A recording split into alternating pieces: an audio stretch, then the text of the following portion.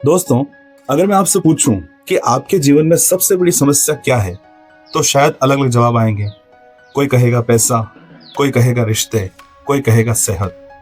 लेकिन सच कहूं, असल में दुख का कारण यह सब नहीं है। असली वजह कुछ और ही है। श्री कृष्ण ने गीता में एक बहुत गहरी बात कही है। उन्होंने कहा है कि दुख का कारण बाहर नहीं, बल्कि हमारे अंदर है, और वो है हमारी आसक्ति, हमारी उम्मीदें, हमारी चाहतें। जरा सोचिए, जब तक किसी चीज से उम्मीद नहीं रखते तब तक उससे दुख भी नहीं होता। जैसे मान लीजिए सड़क पर कोई अजनबी हमें कुछ कह दे तो हम जल्दी भूल जाते हैं, लेकिन वही बात हमारा अपना करीबी कह दे तो हमें बहुत चोट लगती है। क्यों? क्योंकि वहां उम्मीद थी कि ये इंसान हमें समझेगा। यानी दुख वहीं से पैदा होता है जहां उम्मीद होती है। हम सबकी जिंदगी इसी चक्र में फंसी हुई है। नौकरी में प्रमोशन मिले तो खुशी, न मिले तो दुख। दोस्त तारीफ करे तो खुशी, न करे तो दुख। परिवार हमारी बात माने तो खुशी, न माने तो दुख। और ऐसे छोटे छोटे दुख पूरे जीवन को भारी बना देते हैं। कृष्ण कहते हैं, जब इंसान चीजों को मेरा मानकर पकड़ लेता है, वहीं से दुख शुरू होता है। और यह मेरा पैसा, मेरा सम्मान, मेरा रिश्ता, मेरा सपना, और जब यह मेरा खतरे में पड़ता है तब दुख हमें घेर लेता है। असल में दुखों की जननी यही आसक्ति है। दोस्तों ध्यान दीजिएगा, श्री कृष्ण क्या कहते हैं कि हमारे जीवन में जो कोई भी दुख है, वह दुख हमारी आसक्ति के कारण है। आपसे एक निवेदन है, हमारे द्वारा बताई गई बात जो श्री कृष्ण द्वारा कही गई है, अगर आपको अच्छी लगे, दिल को छू रही है, तो आप वीडियो को लाइक जरूर करिएगा।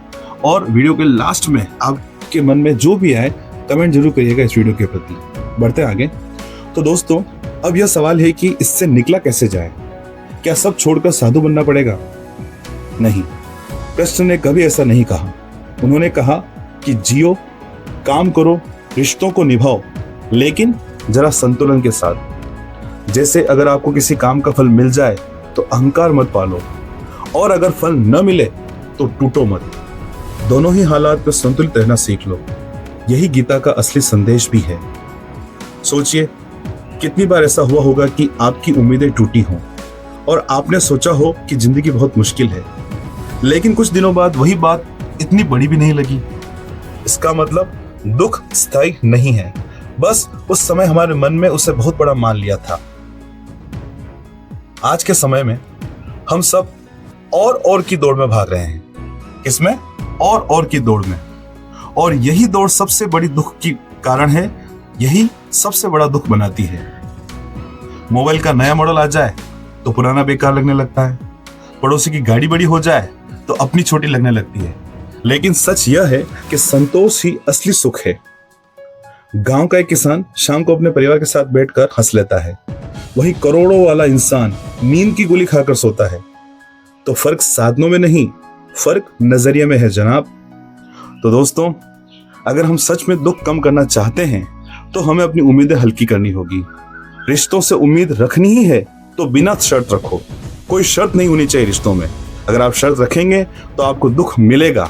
आप बिना शर्तों के अगर रिश्ता जिएंगे तो आपको उस रिश्ते को जीने में इतना आनंद आएगा कि आप पूछिए मत। काम करना ही है तो परिणाम की चिंता छोड़कर करिए।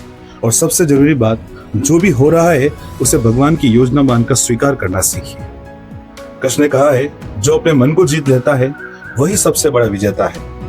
तो अगली बार जब आपको लगे कि दुख बहुत बढ़ गया है, तो बस खुद से पूछिए, दुख का कारण बाहर है या मेरी अपेक्षा के अंदर छिपा है?